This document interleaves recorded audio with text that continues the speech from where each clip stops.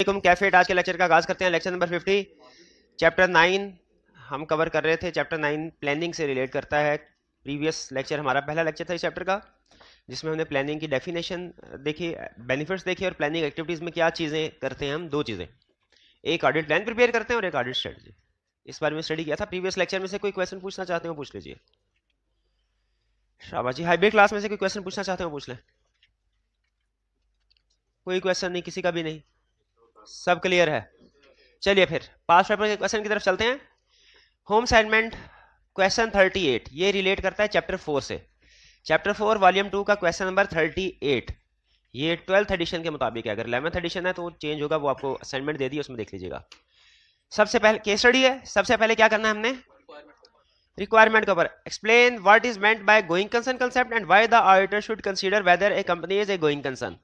ये रिप्रोडक्शन का क्वेश्चन है, इसका केस स्टडी से ताल्लुक नहीं है, ठीक है, क्योंकि केस स्टडी में कहीं पे भी उसने इसको ऊपर वाली इंफॉर्मेशन के साथ रिलेट नहीं किया। Explain the circumstances particular to study ID with which में indicate that it is not a going concern. Particular to study ID का मतलब क्या है, मुझे गोइंग कंसर्न के इश्यूज बताइए। गोइंग, लेकिन ये जो मैंने आपको केस स्टडी कही है इसके मुताबिक पर्टिकुलर, ये नहीं कि आपने जो याद किया हम सारे के सारे इसमें छाप दे, वो गलत होगा। कौन से वाले फैक्टर्स बताने हैं केस स्टडी। अच्छा पहले एक कंसेप्ट को डिस्कस करते हैं। कहते हैं गोइंग कंसर्न कंसेप्ट क्या होता है, बताइए। गोइंग कंसर्न कंसेप्ट का मतलब क्या है। इसका मतलब है कंपनी अगले 1 साल तक चलेगी। कंपनी के अगले 1 साल तक अपने ऑपरेशंस कंटिन्यू करेगी। 1 साल कह लें, 12 मंथ्स कह लें, एक ही बात है। एक साल, जब 1 साल तक चलेगी तो इसका मतलब यह है कि ये अपने एसेट्स और लायबिलिटीज को करंट और नॉन करंट में क्लासिफाई करेगी। इसे कहते हैं going concern basis of counting. जब कोई भी कंपनी अपनी फाइनेंशियल स्टेटमेंट्स को, उसमें एसेट्स और लायबिलिटीज को करंट और नॉन करंट में क्लासिफाई करती है, इसे क्या कहते हैं, going concern basis of counting. और अगर कंपनी ने अगले 12 महीनों में बंद हो जाना नजर आ रहा हो तो इसे कहते हैं गोइंग कंसर्न नॉट एप्रोप्रिएट। इसमें कंपनी क्या करती है फिर, क्या इसमें basis of accounting, basis of preparation of financial statement same होती है?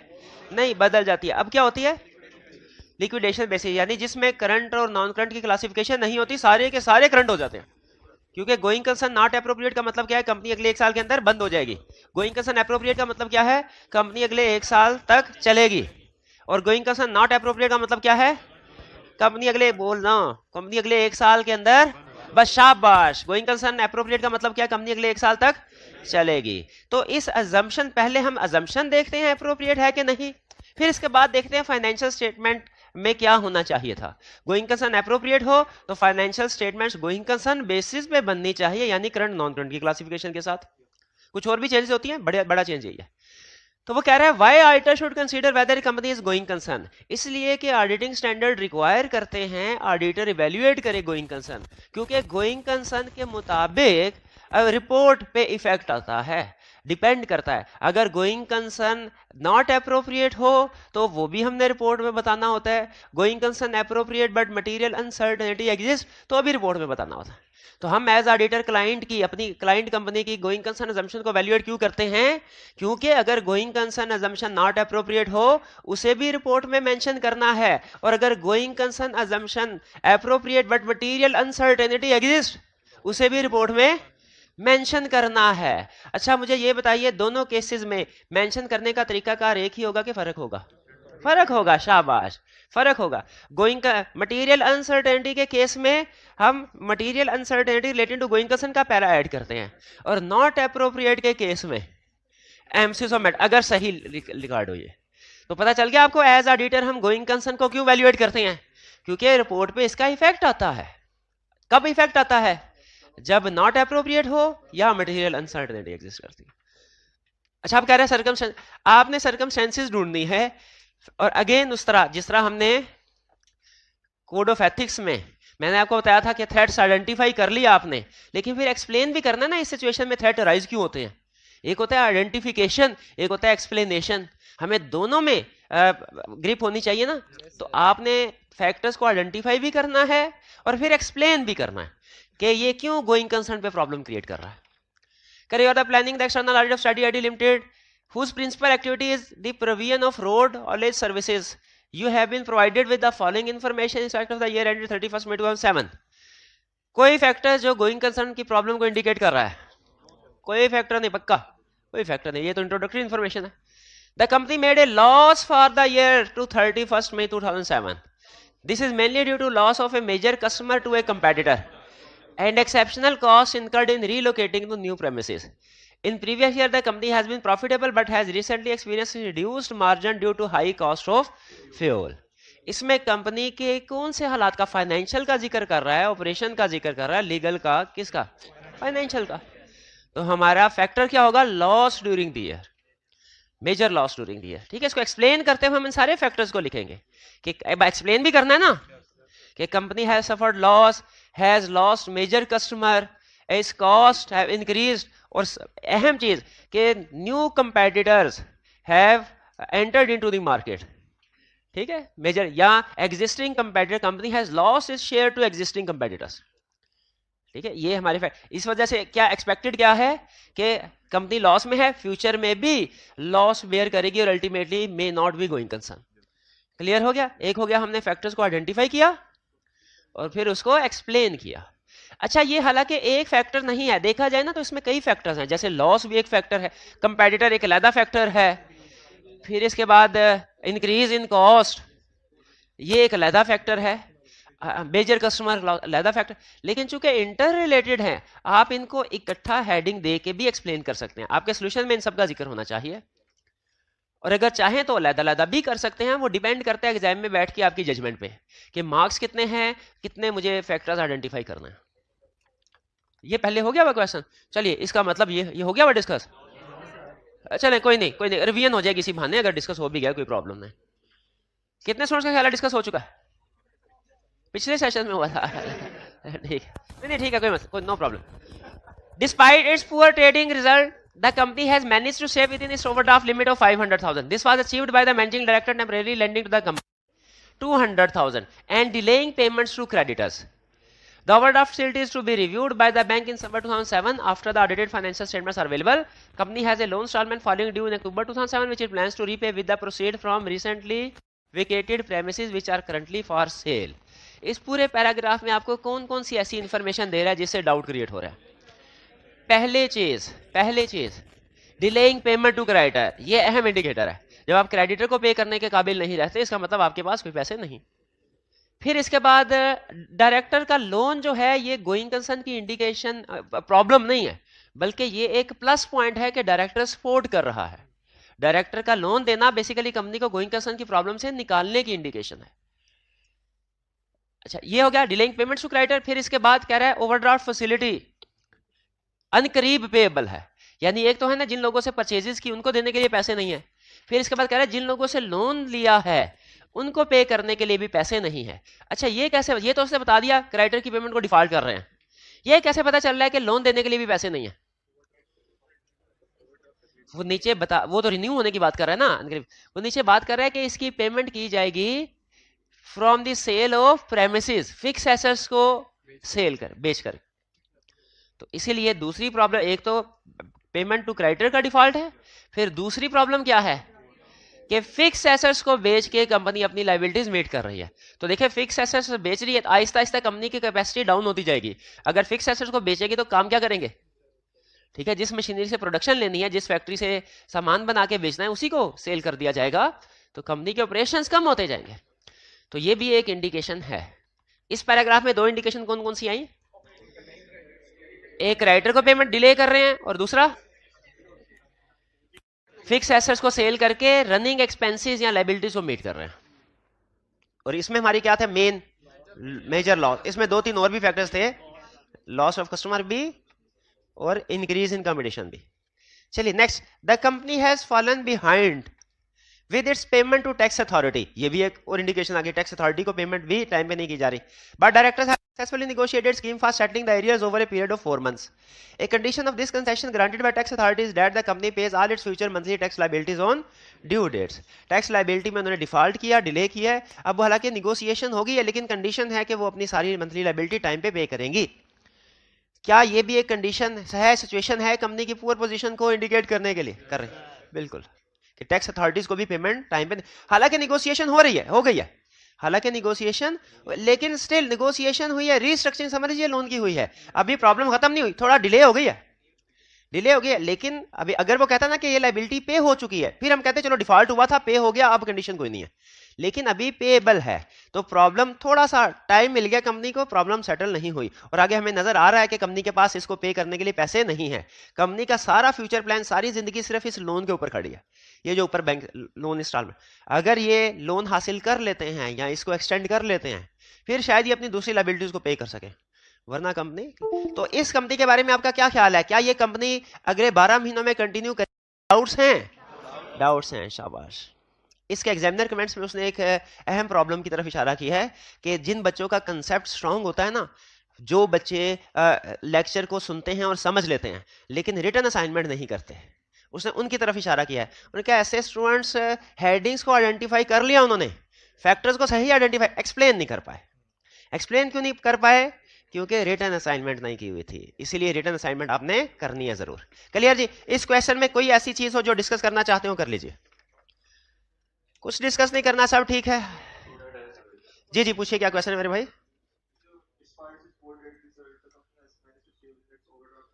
जी जी जी उसने कहा है डिस्पाइट इट्स पुअर ट्रेडिंग, कह रहा है ऊपर जो पुअर ट्रेडिंग रिजल्ट थे ना, यानी हमारी कॉस्ट बढ़ रही है, सेल कस्टमर जा रहे हैं, सेल कम हो रही है, इस पुअर रिजल्ट के बावजूद company has manage to stay within overdraft limit. का मतलब है कंपनी ने बैंक से जो ओवरड्राफ्ट की लिमिट ली थी ना, उसके अंदर अंदर ही है, अभी उसको एक्सीड नहीं किया, यानी लोन की लिमिट के अंदर अंदर ही काम कर रहे हैं, लोन की लिमिट को एक्सीड नहीं किया अभी, ये मतलब है इसका।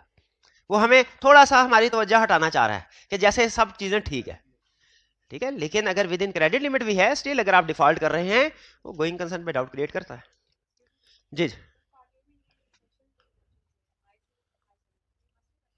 अच्छा, एक रिक्वायरमेंट में कुछ बाज़ औक़ात आईएसए के नंबर यूज कर देते हैं, जैसे आईएसए 200, आईएसए 700, क्या इनको याद करना लाजमी है? नहीं, लाजमी नहीं है, ठीक है, लाजमी नहीं है, लेकिन बेसिक आइडिया, आपको रफ सा आइडिया हो जाए तो अच्छा है कि हमारा ये वाला चैप्टर जो है वो किस स्टैंडर्ड से रिलेट करता है। हमने शायद किताब के स्टार्ट में कहीं ये लिखा हुआ है, लिखा किस जगह पे लिखा?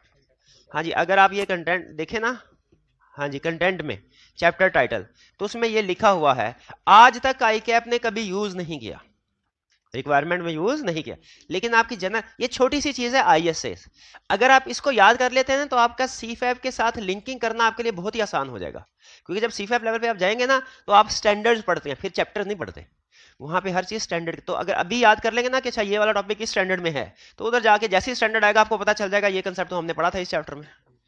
तो अगर आप ये थोड़ी सी मेहनत करके ये याद कर सकते हो कि इस चैप्टर से रिलेटेड स्टैंडर्ड कौन सा है, कौन सा एक या बाजू का 2 स्टैंडर्ड भी होते हैं टॉपिक से रिलेटेड, तो आपके लिए फ्यूचर स्टडीज में आसानी हो जाएगी। आई कैप ने आज तक नहीं पूछा किसी भी क्वेश्चन में, और एक्सपेक्टेड भी नहीं है कि पूछेगा, या कभी कभार अगर कभी पूछ भी ले, जहां तक मेरी अंडरस्टैंडिंग है, तो आप उसको इग्नोर भी कर दें तो क्वेश्चन की बाकी की इंफॉर्मेशन से आपको अंदाजा हो जाएगा कि किस टॉपिक का क्वेश्चन है। और की क्वेश्चन जी?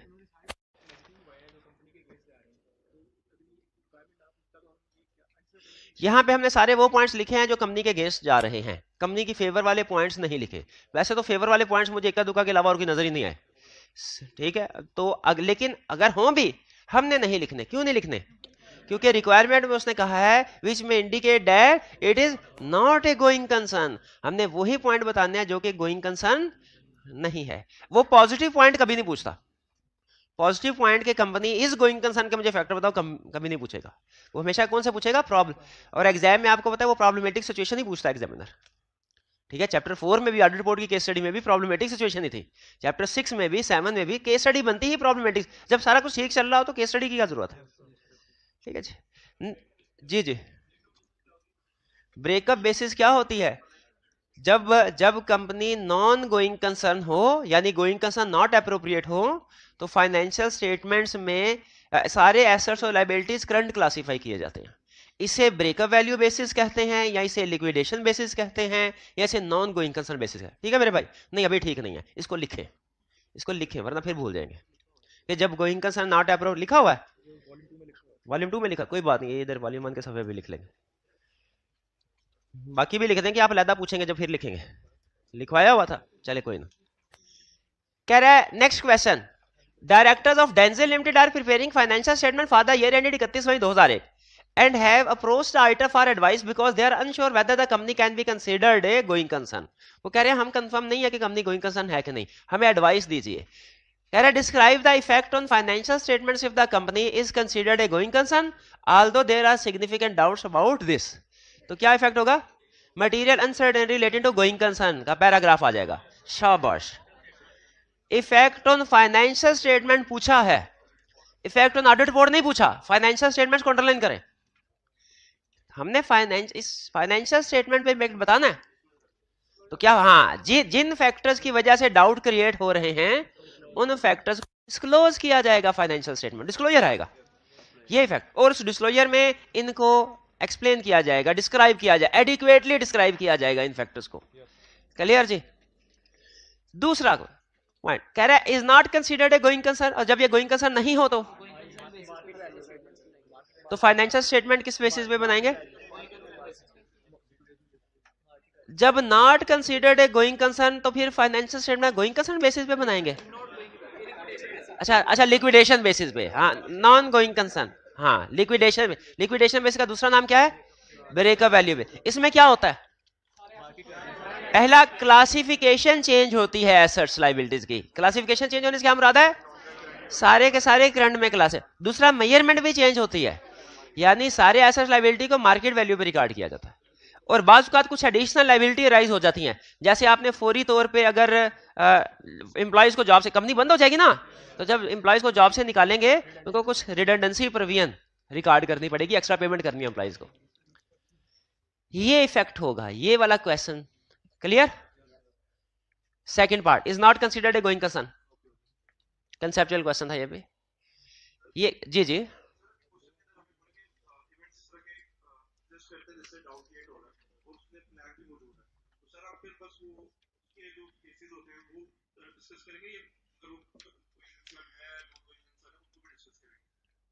क्वेश्चन इनका ये है, सर फर्ज कीजिए कि केस स्टडी के अंदर वो हमें डिफरेंट फैक्टर्स दे देता है, ठीक है, जिनकी वजह से गोइंग कंसर्न की प्रॉब्लम क्रिएट होती है, जैसे डीआरडी वाला केस. इसमें और फिर इसके साथ एडिशनल वो कोई प्लान भी दे देता है कि हमारा ये प्लान है कि हम इसको ओवरकम कर लेंगे. फॉर एग्जांपल हम एडिशनल लोन ले लेंगे, फर्दर शेयर कैपिटल इशू कर देंगे, डायरेक्टर्स या होल्डिंग कंपनी से लोन मिल जाएगा हमें, वगैरह वगैरह. तो हमें क्वेश्चन में क्या लिखना चाहिए, क्या लिखना है, ये डिपेंड करता है क्वेश्चन की रिक्वायरमेंट पे. अगर क्वेश्चन में उसने कहा है ना कि इस सिचुएशन में बताइए आप प्रोसीजर क्या परफॉर्म करेंगे, तो फिर कुछ और लिखना है. और अगर कहे रिपोर्ट पे इंपैक्ट क्या आएगा, फिर कुछ और लिखना है. अगर कहे बताइए ये गोइंग कंसर्न के मसले मसाइल हैं, इनमें प्रोसीजर क्या परफॉर्म करेंगे, तो हम क्या लिखेंगे भला? वो वाले प्रोसीजर जो एडिशनल प्रोसीजर हमने पढ़े थे, याद है, ऑन आइडेंटिफाइंग इवेंट या कंडीशन वाले, जिसमें वो कैश फ्लो फॉर कॉस्ट वाली बात भी आ रही थी. तो अगर हमें केस स्टडी में इवेंट या कंडीशन दे दे और साथ में कोई प्लान भी हो, कहे बताओ प्रोसीजर क्या परफॉर्म करोगे, तो कौन से प्रोसीजर? वो एडिशनल प्रोसीजर जो चैप्टर 4 में पढ़े थे. और अगर कहे इंपैक्ट ऑन रिपोर्ट क्या होगा, तो क्या हमें इंपैक्ट ऑन रिपोर्ट में सिर्फ एक सिचुएशन बतानी चाहिए, गोइंग कंसर्न अनसर्टेनिटी वाली, या ऑल पॉसिबिलिटीज को कवर करना है? ऑल पॉसिबिलिटीज को कवर करना है. कुछ समझ आई मेरे भाई? ये बात याद रखिएगा. Next volume 2 chapter 6. अब आते हैं हम कंपनीज एक्ट के क्वेश्चन की तरफ. Comment on the following independent situation with reference to requirement of companies act 2017. किस लफ्ज को अंडरलाइन करना है? Companies act. Hamid is a partner in a chartered accountant and holds 100,000 term finance certificates in Sona Fertilizer Limited. Hamid's firm is considering to accept the audit of SFL. Accept कर सकते हैं? क्यों? अच्छा डिस्क्लोज और dispose करना है? नहीं, क्यों नहीं करना? क्योंकि ये टर्म फाइनेंस सर्टिफिकेट है, शेयर्स नहीं. अच्छा इससे इंडेटेड तो नहीं हो जाता ऑडिटर? नहीं होता, क्योंकि लोन कंपनी ने लिया है, ऑडिटर ने. ठीक है. अच्छा इससे वो सेल्फ इंटरेस्ट राइट राइज नहीं होगा? हाँ जी शाबाश, ये कंपनीज एक्ट की सिचुएशन है.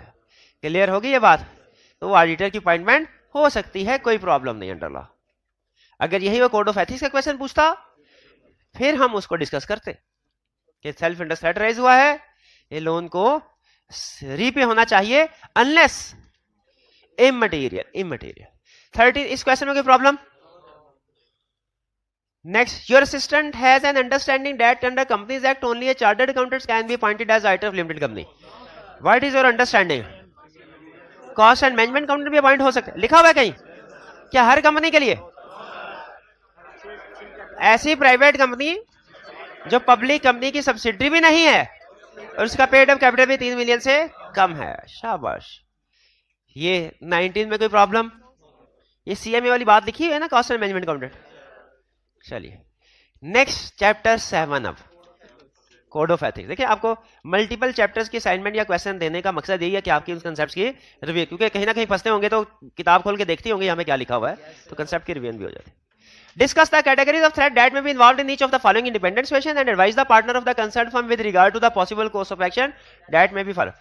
कौन से दो अल्फाज को अंडरलाइन करना है और कौन सा एक लफ्ज आपने खुद से लिखना है? हाँ, थ्रेट्स को अंडरलाइन करना है, कोर्स ऑफ एक्शन को अंडरलाइन करना है, सिग्निफिकेंस खुद। शाबाश। ए बुरे वाला bank limited BBL is a listed adult client of Umar and Company Chartered Accountants UCC. BBL has granted a house loan of ₹5 million to a partner in UCC. Loan और guarantee वाला, loan from client के client, loan from client, client shall, क्या इजाजत है? Code of ethics क्या कहता है? Code of ethics कहता है इजाजत। लो ऑडिट क्लाइंट अगर फाइनेंशियल इंस्टीट्यूशन हो, बैंक और सिमिलर फाइनेंशियल इंस्टीट्यूशन, तब लोन ले सकते हैं। पहले थ्रेट बता देंगे, सेल्फ इंटरेस्ट है, फिर लोन ले सकते हैं। ठीक है, शर्त क्या है? नॉर्मल टर्म्स एंड कंडीशन में लोन, यानी वही शर्त है तकरीबन जो कंपनी ला की थी, ऑर्डिनरी कोर्स ऑफ बिजनेस। हाँ, एक एडिशनल पॉइंट है, वो क्या? अगर लोन मटेरियल हो तो क्वालिटी कंट्रोल रिव्यू करवाना। क्लियर? अच्छा, इसमें सोल्यूशन में शायद सिग्निफिकेंस के पॉइंट नहीं लिखे हुए, तो आपने लिखे हुए, नहीं भी लिखे हुए तो आपने लिखने हैं। अच्छा, इसके बुक में भी नहीं है, फिर रहने दे, फिर रहने। लेकिन अगर एग्जाम में पूछ ले रिक्वायरमेंट के अंदर सिग्निफिकेंस, फिर क्या लिखेंगे? Amount of loan, terms and condition क्या है, और position of individual who took loan. ये 3 फैक्टर्स पे सिग्निफिकेंस डिपेंड करेगी। क्लियर जी? बुरे वाला बैंक में कोई प्रॉब्लम? हाइब्रिड क्लास में कोई प्रॉब्लम?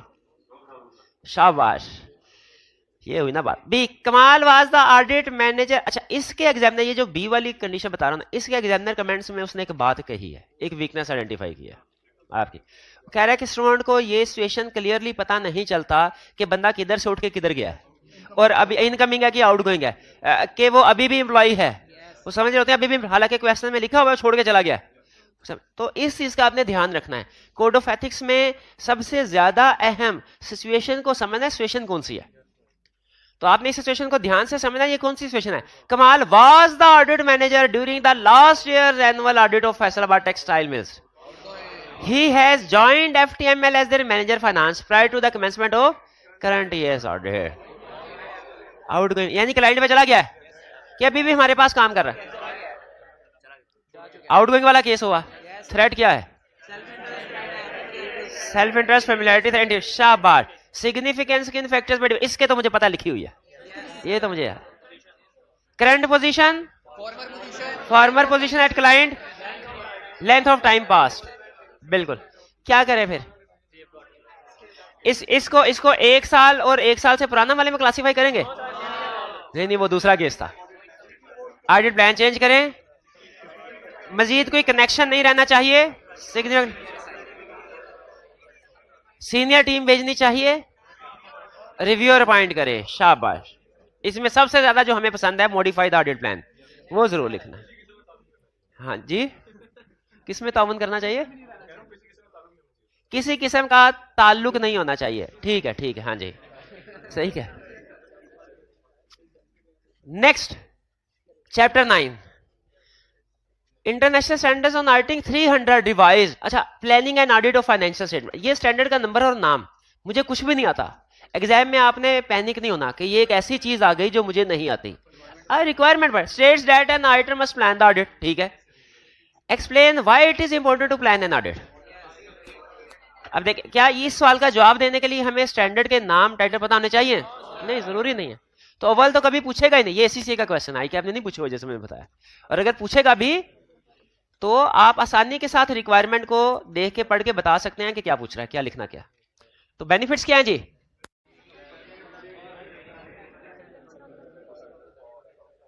एफिशिएंसी ऑडिट कंप्लीट होता है, पोटेंशियल प्रॉब्लम्स अर्ली आइडेंटिफाई हो जाती हैं, करेक्ट, चलिए रिप्रोडक्शन का क्वेश्चन था, ये हो गई हमारी क्वेश्चन की डिस्कशन। अब चलते हैं हम अपने कंसेप्ट की तरफ।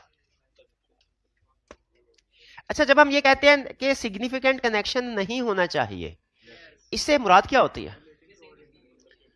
कि एक तो फाइनेंशियल कोई कनेक्शन नहीं होना चाहिए, यानी कोई लेना देना है तो वो रीपे कर दे, सेटल कर दे, और दूसरा अब कंपनी के मामलात में उसे कोई मशावरत नहीं करनी, कोई मशवरा नहीं लेना, क्योंकि अब अगर कोई मशवरा देगा तो वो इंडिपेंडेंट होके नहीं देगा। तो सिग्निफिकेंट कनेक्शन से मुराद भाई ने ठीक कहा, हर तरह का ताल्लुक, चाहे वो फाइनेंशियल हो चाहे वो मैनेजेरियल हो। अगर हाँ, अगर कंपनी के मामलात में आ रहा है बिल्कुल, तो वो हो सब बिल्कुल, उसमें फिर हमारा थ्रेट ज्यादा हो जाएगा। वो तो ऐसे हो जाएगा, एक्चुअली नहीं, लेकिन ऐसे हो जाएगा जैसे वो साइमल्टेनियसली दोनों जगह पे काम कर रहा हो। एक्चुअली होगा नहीं, ये बिल्कुल ऐसी है जैसे फीस लंबे अरसे तक ओवरड्यू हो जाए। एक्चुअली लोन बनती नहीं है, लेकिन हम उसका इफेक्ट ऐसे लेते हैं जैसे कि लोन हो। चलिए, प्रैक्टिस क्वेश्चन की डिस्कशन हो गई। आज हम स्टडी करेंगे प्लानिंग एक्टिविटी में जो दो डॉक्यूमेंट्स हम प्रिपेयर करते हैं उनको डिटेल में डिस्कस करेंगे। वो दो डॉक्यूमेंट्स कौन सी हैं?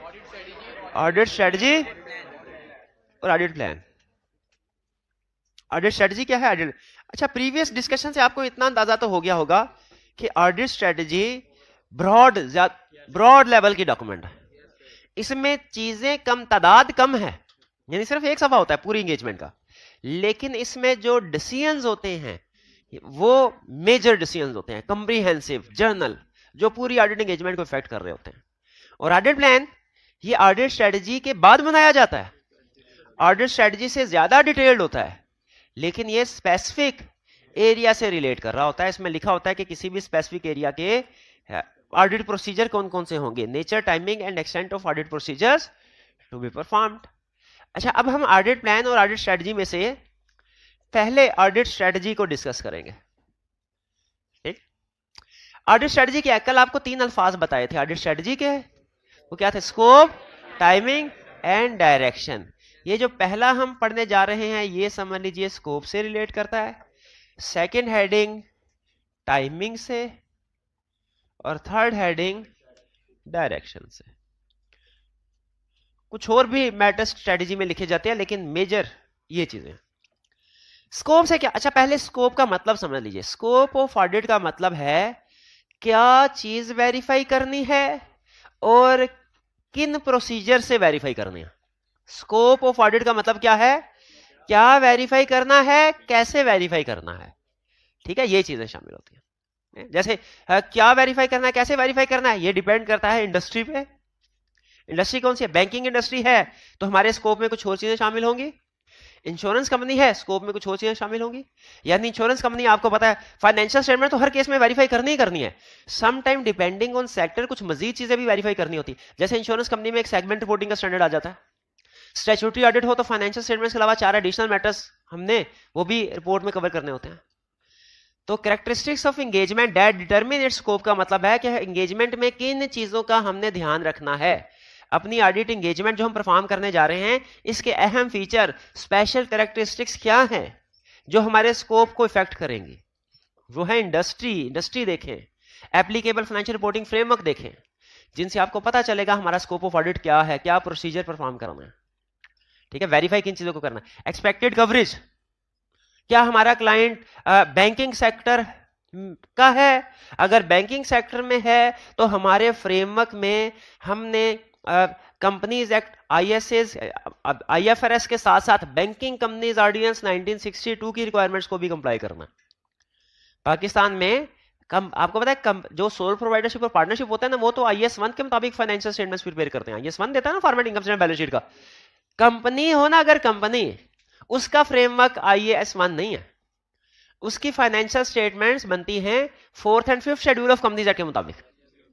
बाकी के अकाउंटिंग स्टैंडर्ड अप्लाई होते हैं, लेकिन फाइनेंशियल स्टेटमेंट प्रिपेयर करने के लिए तो ये आपकी इंडस्ट्री और बताएगी एप्लीकेबल फाइनेंशियल रिपोर्टिंग फ्रेमवर्क क्या है, आपके स्कोप में क्या चीज शामिल है। लेकिन अगर बैंक हो तो फिर कंपनीज एक्ट भी अप्लाई होता है और साथ साथ बैंकिंग कंपनीज ऑर्डिनेंस 1962 भी, क्योंकि बैंक्स अपनी फाइनेंशियल स्टेटमेंट कंपनीज एक्ट के 4th 5th शेड्यूल के मुताबिक नहीं बनाते, वो बैंकिंग कंपनीज ऑर्डिनेंस ने उनको स्पेसिफिकली बताया फॉर्मेट क्या होगा। तो characteristics of engagement that determine scope का मतलब क्या है? हमारी एंगेजमेंट के क्या फीचर्स हैं जिनको सामने रख के हमने डिसाइड करना है स्कोप क्या होगा। वो फीचर्स बताते हैं स्कोप क्या होगा। अच्छा, अगर आपका क्लाइंट ऐसा है जिसके डिफरेंट ब्रांचेस हैं, तो क्या आप सारी ब्रांचेस को वेरीफाई करेंगे? जैसे बैंक है, सैंपल बेस पे, तो एक्सपेक्टेड ऑडिट कवरेज क्या होगी, यानी कितना सैंपल होगा? इसमें हम क्लाइंट को ये बताते हैं कि सर आपकी 250 ब्रांचेस हैं, हम तकरीबन 40 ब्रांचेस को सेलेक्ट करके वेरिफिकेशन करेंगे।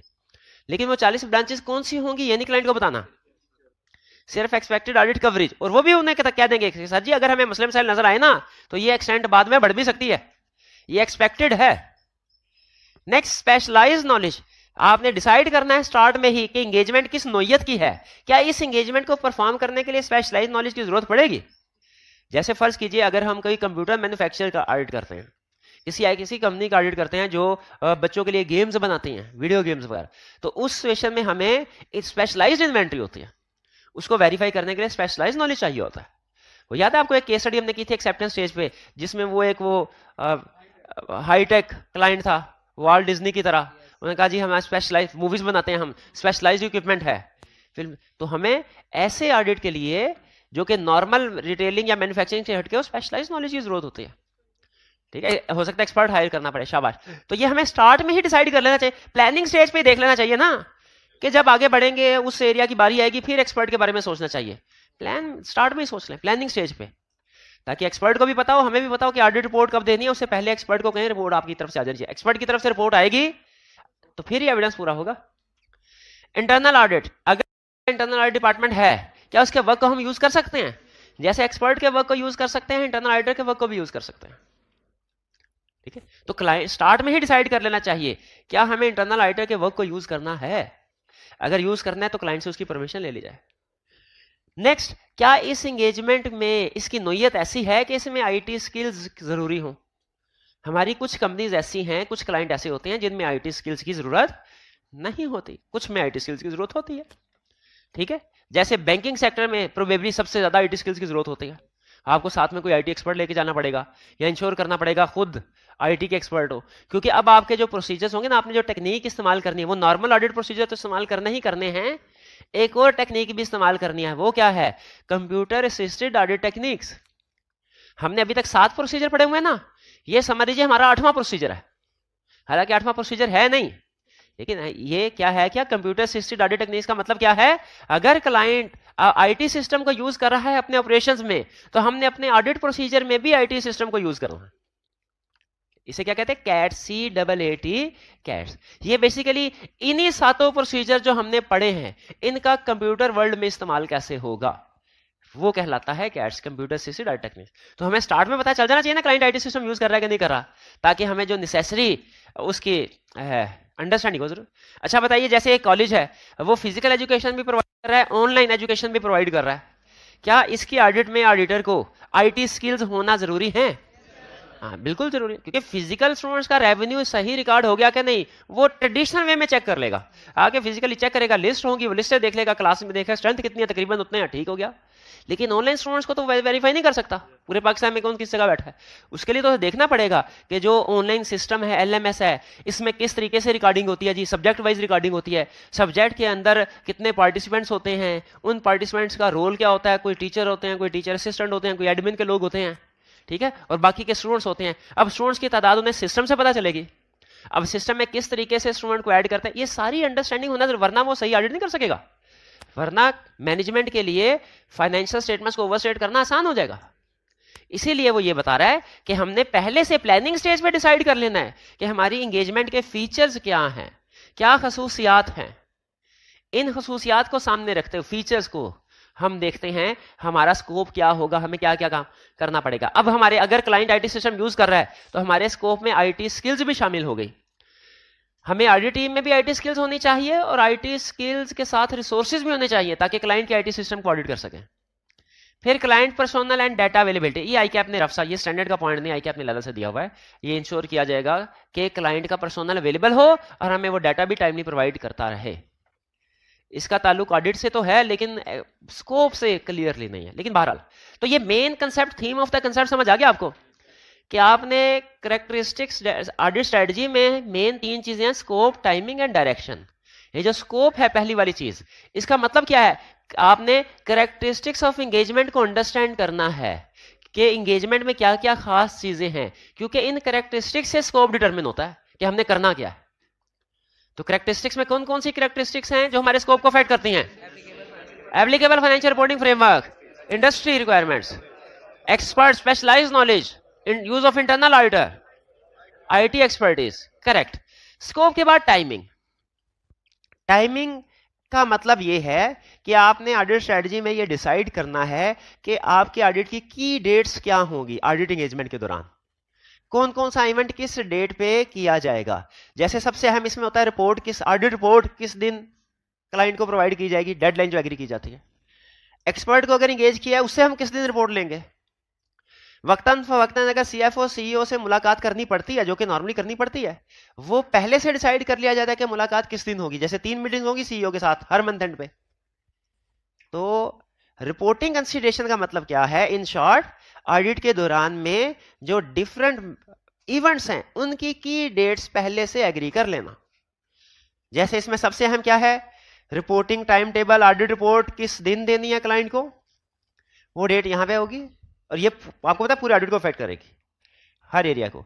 Meeting with 2 charged governance and management, कितनी मीटिंग होगी, कब कब होगी, पहले से एग्री करते हैं। Discussion with management regarding type or timing of report and other communication, अगर ये तो पहले से डिसाइड कर लिया कि इस दिन मीटिंग होगी। इसके अलावा रूटीन नेचर के मैटर जो मैनेजमेंट के साथ कम्युनिकेट करने होते हैं, वो कैसे डिस्कस करेंगे, तरीकाकार क्या होगा, वर्बल करेंगे, रिटन फॉर्म में करेंगे, ठीक है। अगर कोई डेफिशिएंसी इंटरनल कंट्रोल, इसकी एग्जांपल है नॉर्मली डेफिशिएंसी इंटरनल कंट्रोल, उसमें हम बताते हैं मैनेजमेंट को, सर ऑडिट रिपोर्ट के बाद ना हम 2 हफ्ते बाद आपके साथ एक मीटिंग करेंगे, उसमें आपको मैनेजमेंट लेटर दिया जाएगा जिसमें इंटरनल कंट्रोल वीकनेसेस होंगी। लेकिन साथ ही साथ यह भी कह दिया जाता है कि सर अगर कोई कुछ इंटरनल कंट्रोल वीकनेसेस ऐसी होती है जिन पे फौरी एक्शन लेने की जरूरत होती है, वरना नुकसान होता रहता है, तो अगर फौरी एक्शन लेने की जरूरत हुई तो हमें बताइए हम मैनेजमेंट से कैसे कॉन्टैक्ट करें, हम रिटन फॉर्म में करें, वर्बल करें, ये सारी कम्युनिकेशन का तरीकाकार वो भी हम डिसाइड कर लेंगे। और फिर डिस्कशन विद एक्सपर्ट, एक्सपर्ट से क्या डिस्कशन करेंगे, भाईजान रिपोर्ट आपने जो देनी है, एक्सपर्ट ने अपने काम की रिपोर्ट, जैसे उसे हमने कहा किसी एसेट्स की वैल्यूएशन बताओ क्या है, तो उसे जो वैल्यूएशन रिपोर्ट देनी है उसकी डेडलाइन एक्सपर्ट के साथ एग्री कर लेनी चाहिए। एक क्वेश्चन सिर्फ, एक्सपर्ट के साथ जो डेडलाइन एग्री करेंगे कि जो एक्सपर्ट रिपोर्ट हमें दे रहा है और जो हमने मैनेजमेंट के साथ डेडलाइन एग्री की है, जब हम उसको रिपोर्ट देंगे, ये रिपोर्टिंग कंसीडरेशन में कौन सी वाली डेडलाइन आएगी, एक्सपर्ट वाली या हमारी ऑडिट रिपोर्ट वाली? दोनों आएंगे, दोनों आएंगी। पहले कौन सी वाली हमें एग्री करनी चाहिए? क्योंकि एक्सपर्ट अपनी रिपोर्ट देगा उसके बाद ही, तो एक्सपर्ट के साथ एग्री करने का फायदा पहले से ये होता है कि हम एक्सपर्ट को पहले बता देते हैं सर हमारी क्लाइंट के साथ डेडलाइन ये है, आपने काम इसे पहले पहले करना है कंप्लीट। रिपोर्टिंग कंसीडरेशन भी क्लियर। तो characteristics of engagement that determine scope का मेन कंसेप्ट क्या था कि हमने देखना है एंगेजमेंट के अहम फीचर्स क्या हैं, खसूसियात क्या हैं इसकी अहम, जिनकी वजह से हमारा काम असरअंदाज होगा, ठीक है, जिनकी वजह से डिपेंड करेगा कि हमने क्या काम करना है और कैसे करना है। और रिपोर्टिंग कंसीडरेशन में मेन कंसेप्ट क्या है कि हमने कि कौन से अहम इवेंट्स किस किस डेट पे होंगे, ये एग्री करना। Scope, timing. फिर है डायरेक्शन। डायरेक्शन का मतलब ये है हमारी ऑडिट एफर्ट्स किन एरियाज पे फोकस होंगी। देखिए ये एक जनरल कंसेप्ट तो हमें पहले से पता है कि हर एरिया पे हम एक जैसे प्रोसीजर परफॉर्म नहीं करते, कुछ एरियाज पे प्रोसीजर कम होते हैं, कुछ पे ज्यादा। इस सेक्शन में ऑडिट स्ट्रेटजी का ये जो तीसरा सेक्शन है ना, जिसका नाम है फैक्टर्स अफेक्टिंग डायरेक्शंस, इसमें हम ये स्टडी करते हैं कि किन एरियाज के ऊपर, किन चीजों के ऊपर हमारा फोकस ज्यादा होगा, किन किन एरियाज के ऊपर हमारा फोकस ज्यादा होगा। जैसे ऐसे एरियाज जो हाईली मटेरियल हैं, जो क्या हैं, हाईली मटेरियल। हाईली मटेरियल कौन से? जो मटेरियलिटी लेवल से ज्यादा हो। मटेरियलिटी लेवल होता कितना वैसे? प्रॉफिट का 5%। तो जिन एरियाज की अमाउंट ज्यादा होगी उन पे हमारी एफर्ट्स फोकस्ड होंगी, जिन एरियाज में रिस्क ज्यादा है उन पे हमारी एफर्ट्स फोकस्ड होंगी। आपको एक एग्जांपल दे सकते हैं ऐसी जिसमें रिस्क ज्यादा हो? शाबाश, प्रोविजन। किसकी provision? Provision for depreciation, provision for bad debt. शाबाश, ये लीजिए। कोई और एरिया जिसमें रिस्क ज्यादा हो? डेप्रिसिएशन, शाबाश, डेप्रिसिएशन में भी रिस्क। और इंपेयरमेंट, इंपेयरमेंट में भी रिस्क ज्यादा होता है, शाबाश। रिवैल्यूएशन में, शाबाश, रिस्क ज्यादा, शाबाश। और रिलेटेड पार्टी ट्रांजैक्शन में भी रिस्क ज्यादा, शाबाश। लीज में भी रिस्क ज्यादा, शाबाश। हाइब्रिड भी चक्कर लगाऊं। और और अच्छा ये जो हो गया एग्जांपल्स, ये नहीं आपने दोबारा बताने। अब बताइए किन एरियाज में रिस्क ज्यादा होता है, कोई एग्जांपल? इंश्योरेंस रिसीवेबल में, शाबाश। और प्रोविजन फॉर लिटिगेशन में, शाबाश। रिस्क और किस में रिस्क ज्यादा है, शाबाश। ग्रेचुटी डेफर टैक्स में रिस्क ज्यादा है, शाबाश। और किस में रिस्क ज्यादा है, शाबाश, बोलते जाएं। वारंटी में रिस्क है, शाबाश। और किस में रिस्क ज्यादा है? Contingent assets and contingent liability, दोनों में फर्क क्या है? चले कोई बात नहीं, हमें इतना तो पता ना कि इसमें रिस्क ज्यादा है, शाबाश शाबाश, ये लीजिए। और इन्वेंट्री में कहां से रिस्क आ गया? वो तो रूटीन नेचर की आइटम है, कोई एग्जांपल बताएं। कब इन्वेंट्री में रिस्क ज्यादा होगा? स्टॉक काउंट के वक्त? नहीं नहीं, हाँ, जब कोई ऐसा इवेंट होगा जिसकी वजह से इन्वेंट्री की एनआरवी कम हो जाए, जैसे डिफेक्टिव इन्वेंट्री, इन्वेंट्री डिफेक्टिव हो गई, इन्वेंट्री वापस आ गई, सबसे बढ़िया एग्जांपल। भाई वापस आएगी उस वक्त जब डिफेक्टिव हो, शाबाश। ये एक्सप्लेन किया तो फिर रिस्क जस्टिफाई हुआ है, शाबाश। जी अब बताइए कौन सी एग्जांपल है जिनमें रिस्क ज्यादा होता है? इंटेंजिबल में, शाबाश, इंटेंजिबल में। और किस एग्जांपल में रिस्क ज्यादा है? ओपनिंग बैलेंसेस में रिस्क ज्यादा है, शाबाश। और किस में रिस्क? रिलेटेड पार्टी हो गया लेकिन शाबाश, फिर भी ये लीजिए। और किस में? डेफर टैक्स भी हो गया लेकिन शाबाश, रिस्क राइज डेफर टैक्स में भी होता है। और किस में रिस्क? और किस में रिस्क? रीवैल्यूएशन में, शाबाश, रीवैल्यूएशन में भी रिस्क राइज होता है, शाबाश। और प्रोविजन फॉर वारंटी हो गया लेकिन शाबाश, इसमें भी। तो ये सारी एग्जाम जी। डिसमेंटलिंग में कैसे रिस्क ज्यादा है? जस्टिफाई करवाएं। हाँ, फ्यूचर में कॉस्ट होती है, उसकी प्रेजेंट वैल्यू रिकॉर्ड करनी होती है। तो एक तो एस्टिमेट करना पड़ता है फ्यूचर में कितनी कॉस्ट होगी, फिर जब उसको डिस्काउंटिंग करनी पड़ती है तो डिस्काउंट रेट भी एस्टिमेट करना है, शाबाश शाबाश। ओननेस कॉन्ट्रैक्ट, ये अच्छी एग्जाम। ओननेस कॉन्ट्रैक्ट होता कौन सा है? जिस लॉस मेकिंग कॉन्ट्रैक्ट, शाबाश। तो ये सारी वो एग्जाम है जिनमें रिस्क ज्यादा है। तो ये सारी वो एग्जांपल थी। रिडंडेंसी कॉस्ट, शाबाश शाबाश। नहीं बार बार वही ना करते थे, वो घर जाने का किराया तो छोड़ दे मेरे पास। बस कर। चलिए, तो ये रिस्की एरिया। अच्छा एक चीज ध्यान में रखिएगा, लाजमी नहीं हर ऑडिट क्लाइंट पे सारे के सारे इन एरियाज में रिस्क हो। किसी एरिया में रिस्क होगा, किसी में, जैसे अगर पिछले साल की निस्बत किसी क्लाइंट में इस साल डेटर्स ज्यादा हैं, उनमें रिस्क होगा कि डेटर्स कलेक्शन नहीं हो रही, बैड डेट का रिस्क है कि। लेकिन अगर किसी में डेटर्स तकरीबन सेम है, रिस्क नहीं। इसी तरह क्रेडिटर्स पिछले साल की निस्बत कम है तो रिस्क है कि कंप्लीटली रिकॉर्ड नहीं हुए। लेकिन जिनमें तकरीबन सेम है उनमें रिस्क नहीं है। जिनमें डिफेक्टिव इन्वेंट्री रिटर्न हुई किसी क्लाइंट में, उसमें रिस्क है कि इन्वेंट्री ऑब्सोलीट है। जिसमें रिवैल्यूएशन की गई उसमें रिस्क है कि रिवैल्यूएशन ठीक। लेकिन जिस क्लाइंट की इन्वेंट्री रिटर्न ही नहीं हुई या जिसने अपने एसेट्स को कॉस्ट पर रखा तो उसमें रिस्क। तो ये डिपेंड करता है, आपको कंप्रीहेंसिव लिस्ट दी गई है, लेकिन ये डिपेंड करता है किसी क्लाइंट में कुछ सिचुएशन अराइज होंगे, कुछ रिस्क होंगे, कुछ नहीं होंगे। तो हमने इस वाले सेक्शन, खास तौर पे चूंकि हमारे अगले चैप्टर से रिलेट करता है इसलिए इसके ऊपर ज्यादा फोकस कर रहा हूं कि इस सेक्शन में फैक्टर्स फैक्टरी डायरेक्शन में हमने ये लिखना होता है कि वो कौन कौन से एरियाज हैं जिनमें रिस्क ज्यादा है, उनके ऊपर फोकस करना है। ठीक है, जैसे एक हमारा क्लाइंट है हॉस्पिटल, मैंने जिंदगी में पहली दफा हॉस्पिटल का सीनियर बना, तो एंगेजमेंट पार्टनर ने स्टार्ट में एक चीज बताई। उन्होंने कहा जी इस क्लाइंट पे ना, ये जो हॉस्पिटल के क्लाइंट्स होते हैं, मुझे नहीं पता था इस बात का, वो ऑडिट शुरू होता तो अंदाजा हो ही जाता, लेकिन पहले से गाइडेंस मिल जाए बड़ी बचत हो जाती है। तो एंगेजमेंट पार्टनर ने कहा इस क्लाइंट में हॉस्पिटल में एक बड़ी प्रॉब्लम ये होती है कि जो मरीज एडमिट होते हैं ना, एडमिट वो बाज़ औक़ात हफ्ता 2 हफ्ते महीना एडमिट होते हैं, उनकी जो फाइल क्लोज होती है ना वो उस वक्त होती है जब वो डिस्चार्ज होते हैं, लेकिन उनके मेडिसिन, उनके ऑपरेशन, उनकी सर्जरी चलती रहती है। तो जो नॉर्मली रेवेन्यू रिकॉर्ड होता है ना वो उस वक्त जब फाइल क्लोज होती है, और ये हमारे अक्रूवल कंसेप्ट के अगेंस्ट है। ठीक है, अक्रूवल का। तो इसीलिए आपने ये देखना होगा ये रेंट पे कितने पेशेंट ऐसे हैं जो एडमिट हैं, उनकी फाइल अभी क्लोज नहीं हुई, उन पे जितने प्रोसीजर परफॉर्म हो चुके हैं उनका एस्टिमेट करना होगा क्या रेवेन्यू।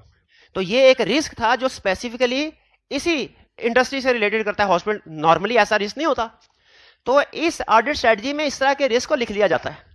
इसी तरह इंश्योरेंस कंपनी, हमारे एक इंश्योरेंस क्लाइंट था, तो उसमें एक होता था अजीब सा एरिया, उसका नाम था इनकर्ड बट नॉट रिपोर्टेड, कुछ इस तरह का एरिया होता था। वो होता ये था कि ऐसे क्लेम जो फाइल हो गए हैं कंपनी के पास कि सर हमारी गाड़ी का एक्सीडेंट हो गया, क्लेम कीजिए, लेकिन अंडर इन्वेस्टिगेशन है, अभी फाइनल नहीं हुए, उनका क्या करना है, क्या उनकी प्रोविजन रिकॉर्ड करनी है कि डिस्क्लोजर, किसकी प्रोविजन, किसका डिस्क्लोजर और कितनी अमाउंट की प्रोविजन, ये एक बड़ा सरदर्द वाला एरिया होता था। आजकल शायद इसके ऊपर आप देखें ना इंश्योरेंस, तो उसमें की ऑडिट मैटर आता होगा, क्योंकि ये इसमें जजमेंट भी इन्वॉल्व है, एस्टिमेशन भी इन्वॉल्व है, और बाज़ औक़ात एक्सपर्ट की भी जरूरत पड़ती है। वो जो कार मैकेनिक होते हैं ना, वो कंपनी उनसे पूछती थी कि बताइए इसमें कितना खर्चा लगेगा। तो ऐसे एरिया ये sometimes industry specific, sometimes general होते हैं। जैसे डेटर्स हैं तो प्रोविजन होगी, ये हर कंपनी का मसला है। लेकिन कुछ मसाइल ऐसे होते हैं जो इंडस्ट्री स्पेसिफिक होते हैं। जैसे आई कैप ने रिसेंटली एक अटेम्प्ट पहले इंडस्ट्री स्पेसिफिक वो फूड मैन्युफैक्चरिंग कंपनी का केस बना दिया था कि फूड मैन्युफैक्चरर्स हैं, वो होटल रेस्टोरेंट है, लेकिन उन्होंने जो खाना सप्लाई किया तो कुछ जो विजिटर्स थे उनकी तबीयत खराब हो गई, और बाद में पता चला कि एक्सपायर्ड स्टॉक शामिल था। तो ये एक्सपायर्ड स्टॉक का रिस्क खास तौर पे ऐसी ऑर्गेनाइजेशन में होता है जो फूड आइटम्स को प्रोड्यूस कर रही होती हैं। तो यहां पे इस एरिया में हम क्या करते हैं, जो इस वाले सेक्शन में फैक्टर्स फैक्टिंग डायरेक्शन में जिन एरियाज में रिस्क ज्यादा होता है उनको लिख देते हैं, ताकि बाद में जब हम ऑडिट प्लान बना रहे हो तो इन एरियाज के ऊपर ज्यादा फोकस कर सके। क्लियर जी? ये बाकी तो सारा रिप्रोडक्शन का क्वेश्चन था, मैंने शायद आपको स्टार्ट में बता दिया कि जो चैप्टर 9 है ना, ये रिप्रोडक्शन वाला क्वेश्चन चैप्टर ज्यादा है, केस स्टडी वाला नहीं है। लेकिन इसमें रिस्की एरियाज की ज्यादा डिस्कशन इसलिए भी मैंने कर दी कि आगे चैप्टर बनाना, उसमें इंफॉर्मेशन होगी और आपने उस इंफॉर्मेशन से रिस्क आइडेंटिफाई करने होंगे। और उसमें जिसने वो चैप्टर 2 लर्निंग ऑब्जेक्टिव 10 था शायद, एप्लीकेशन ऑफ प्रोफेशनल स्केप्टिसिज्म, जिसने वो लिस्ट समझ ली हुई ना, उसके लिए रिस्क असेसमेंट बहुत आसान हो जाएगी। फिर इसके बाद ऑडिट अप्रोच क्या होगी हमारी? ऑडिट अप्रोच में 2-3 तरह की अप्रोच आ जाती है।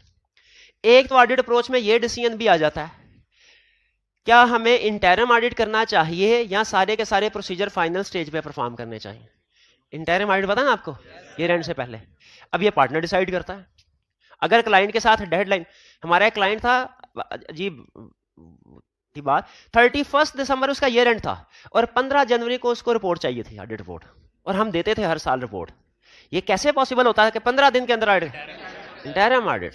हम क्या करते थे, एक इंटरिम डेट डिसाइड कर लेते थे 31 अक्टूबर, तो 31 अक्टूबर तक का ऑडिट करते थे नवंबर दिसंबर में, और फिर नवंबर दिसंबर की ट्रांजैक्शन को चेक करते थे 15 जनवरी तक। तो इस तरीके से तो हमें लेकिन ये सिर्फ उन क्लाइंट में हम नॉर्मली क्या करते थे, यहाँ जरूरी होता है जब डेडलाइन शॉर्ट हो, वरना रूटीन का क्लाइंट हो हमारा, ये क्लाइंट जहां तक मुझे याद है नेस्ले क्लाइंट था हमारा फर्म का, उसमें ये करते थे।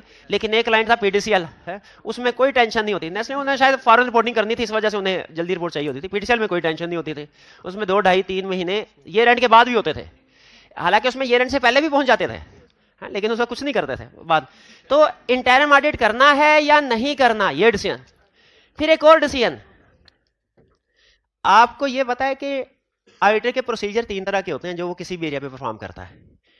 Risk assessment procedure, test of control, सब। कौन से प्रोसीजर रिक्वायर्ड है? रिस्क असेसमेंट और सब्सटेंटिव। और कौन से रिक्वायर्ड नहीं है? Test of controls. चाहे तो परफॉर्म करें, ये बात पता है ना आपको। अगर हम, अब ये पार्टनर की मर्जी होती है, अगर पार्टनर्स इंटरनल कंट्रोल्स पे रिलाय करे, यानी टेस्ट ऑफ कंट्रोल्स परफॉर्म करना चाहिए, तो इसे हम कहते हैं system based approach. System based approach का मतलब है ऐसी अप्रोच जिसमें क्लाइंट के इंटरनल कंट्रोल सिस्टम को भी फोकस किया जाता है। सिस्टम बेस्ड अप्रोच का मतलब क्या है? ऐसी अप्रोच जिसमें क्लाइंट के इंटरनल कंट्रोल सिस्टम को भी फोकस किया जाता है। और अगर इंटरनल कंट्रोल को फोकस ना किया जाए, सब्सटेंटिव। यानी इन शॉर्ट, अगर ऑडिटर अपने ऑडिट में सिर्फ 2 ही प्रोसीजर परफॉर्म करे जो रिक्वायर्ड है, रिस्क असेसमेंट, तो इसे कहेंगे सब्सटेंटिव। और अगर वो internal control, test of control भी परफॉर्म करे, सिस्टम बेस्ड अप्रोच। आप में से कितने स्टूडेंट्स का ख्याल है सिस्टम बेस्ड अप्रोच ज्यादा बेहतर है? कितनों का ख्याल है सब्सटेंटिव ज्यादा बेहतर है? हाँ, ये सिचुएशन पे डिपेंड करता है। एक स्टूडेंट कहने लगा, सर जब एक काम किए बगैर गुजारा हो सकता है तो हमें करने की क्या जरूरत है? तो सिस्टम बेस्ड अप्रोच तो होनी नहीं चाहिए, हमें बिला वजह ज्यादा काम करना पड़ता है। ये वो स्टूडेंट है जो सिर्फ थ्योरेटिकली सोच रहा है।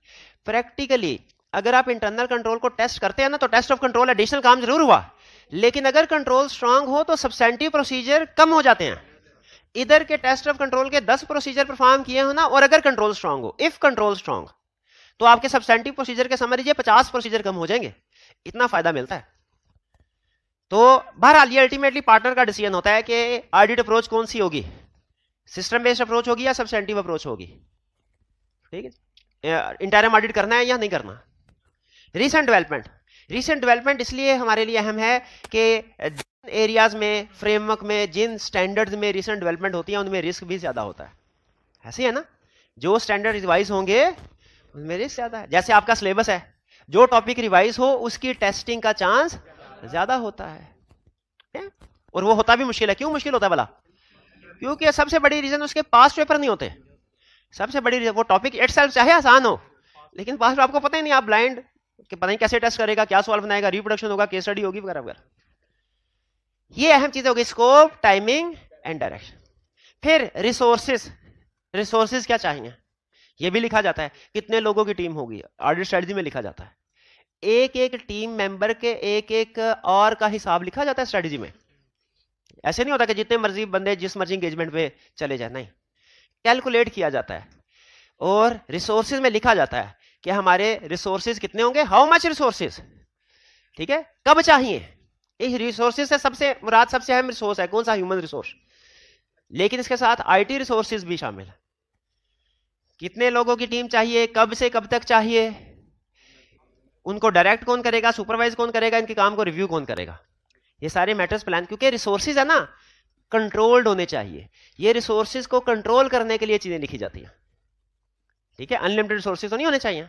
मैं टीएस से कह दूं भाईजान क्लास ने टेस्ट दिए, बताइए कितने, सर ये टेस्ट जो है ना चेक करने के लिए 2 लोग पूरा हफ्ता लगे ना तो फिर टेस्ट चेक होंगे, तो मुझे सिर्फ एग्री करना चाहिए, मुझे प्लान करना चाहिए। क्लास में कितने स्टूडेंट हैं भाई, अगर क्लास में फॉर एग्जांपल 150 स्टूडेंट, सारे टेस्ट नहीं ना देते, तो टेस्ट तो सिर्फ 20 आएंगे, बाकी तो टेस्ट पूरी तैयारी करके देने हैं। और 20 टेस्ट जो आएंगे उनमें भी सब ने 100 नंबर का टेस्ट थोड़ी किया होगा, क्वेश्चन छोड़े भी होंगे। एक तो वैसे ही हमारा 1 घंटे का टेस्ट वीकली वाला 1 घंटे का होता है, तो वो 33 नंबर होंगे उसमें से। हाँ, तो उसको चेक करने के लिए कितना टाइम चाहिए, ये कैलकुलेशन की हुई है हमने एक साथ बैठ के। आधा घंटा चाहिए, इसमें नॉर्मल लास्ट ऐड कर लें, आधे घंटे बाद चल 5-10 मिनट की ब्रेक, 40 मिनट, उस हिसाब से कैलकुलेट करें कितना टाइम लगे। फर्म में इससे ज्यादा डिटेल लेवल पे प्लानिंग होती है, ठीक है।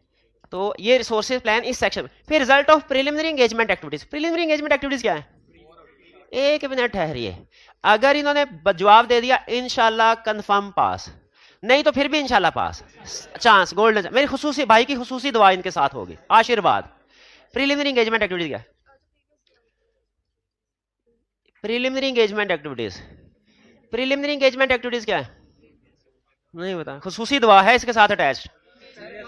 प्रिलिमिनरी एंगेजमेंट क्या पहले पढ़ा हुआ हमने? अच्छा, अल्फाज से जो मतलब निकल रहा है आप वो बता रहे हैं, कंसेप्ट नहीं बता रहे। हालांकि प्रीवियस लेक्चर में खास तौर पे आपको बताया था। हाँ हाँ जी, एक्सेप्टेंस एंड कंटिन्यूअस प्रोसीजर और प्री कंडीशन, शाबाश, ठीक है। ये देखिए प्रीलिमिनरी एंगेजमेंट एक्टिविटीज कहाँ लिखा हुआ है, ढूंढे जरा, ढूंढे जरा, लिखा कहाँ हुआ, ये ढूंढे। बाद में आप कहते हैं कि सर ये तो किताब में था ही नहीं कंसेप्ट।